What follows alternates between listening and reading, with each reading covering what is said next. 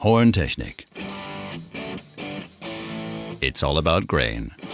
The Hamp Mill in Illerkirchen, Germany, is renowned far and wide for its outstanding processing quality of spelt and organic spelt. Georg Remmele has been working with the DVC2 for 5 years now. Well, we've had a horn machine before, and I was really happy with that machine. But I was looking for one with more power. So I called Horntechnik. They showed me the DVC2 at the factory. We had a test run, and I immediately liked the machine. Then things started to happen very fast. We agreed on the price, and I bought the machine.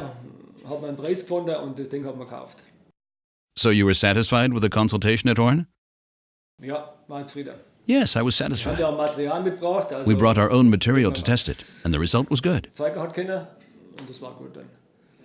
You really have many kinds of spelt, also organic spelt. Yes, organic too.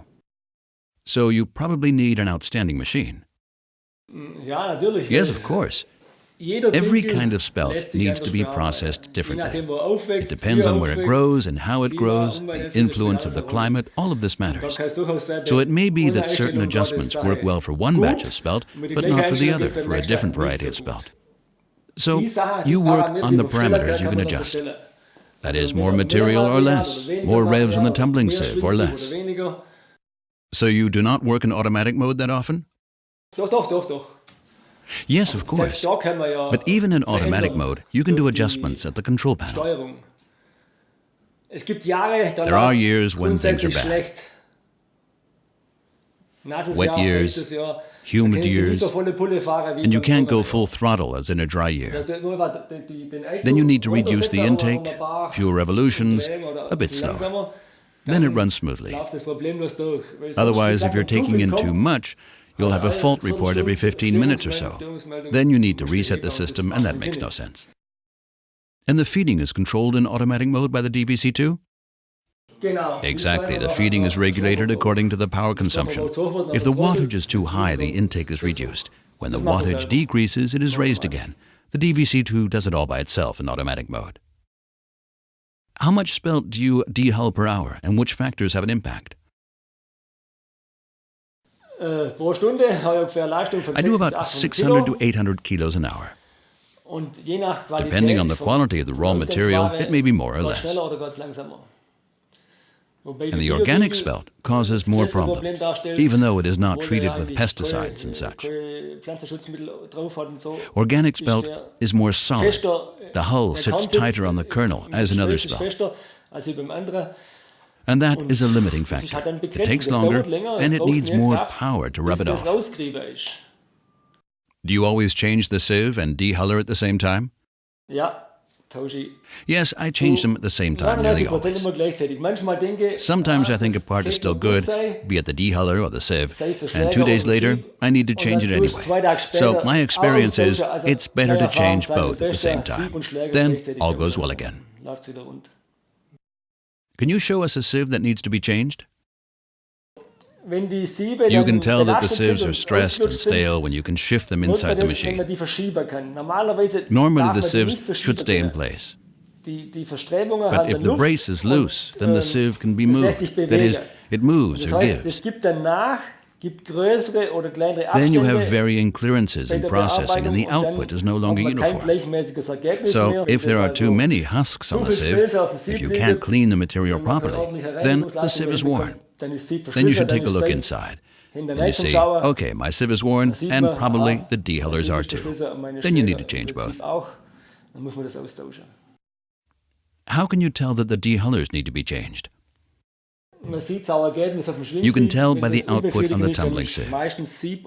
If that is not satisfactory, either the sieve or the dehuller or both are not okay.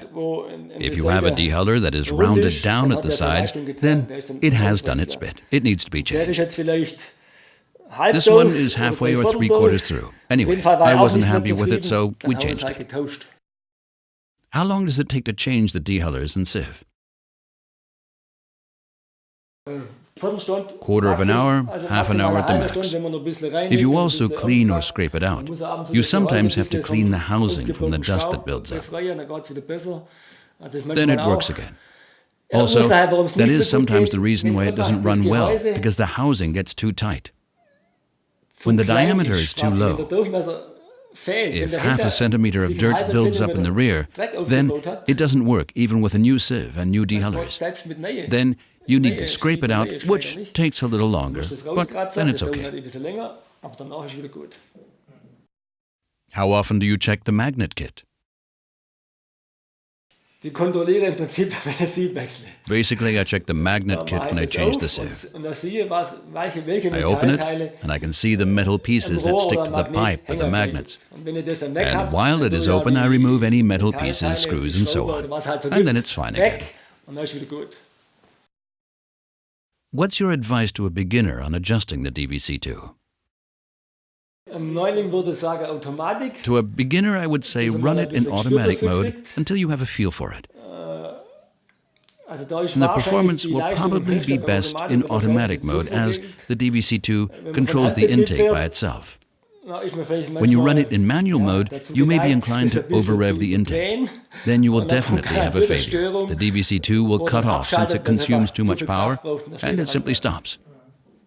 So automatic mode is best and trouble-free. I'd recommend that for a start. How do you process the more demanding organic spelt? I'd get going in automatic mode, and then I have a look at the result on the table. Are there a lot of husks, or only a few? So how wide can I open the outflow? Basically, then I already know what's going on. So if the output is low, then it is running slower. It is running harder, and even then, I let it run in automatic mode for most of the time.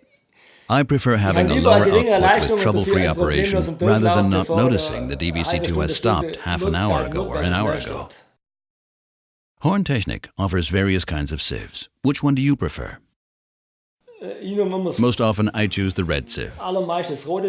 It's not that big, not that small, it's a medium size. I get the best results with that. When the mesh opening is too wide, I have too many grains with husks on the sieve.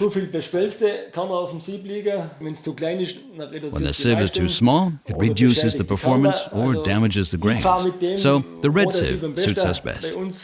It always depends on the raw material. How often do you maintain the feeding auger? Maintenance, well, there's a grease nipple. You could grease it every now and then, and that's it.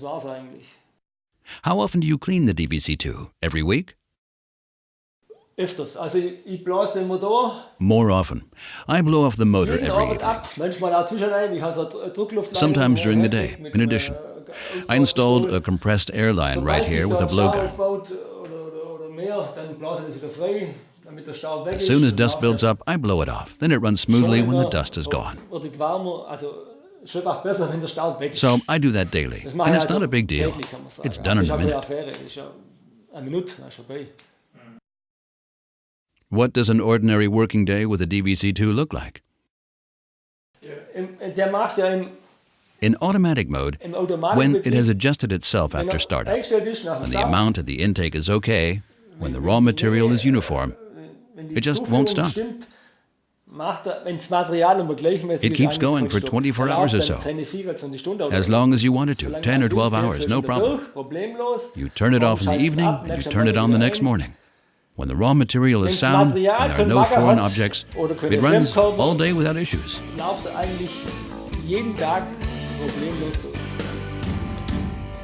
It's a cute little machine.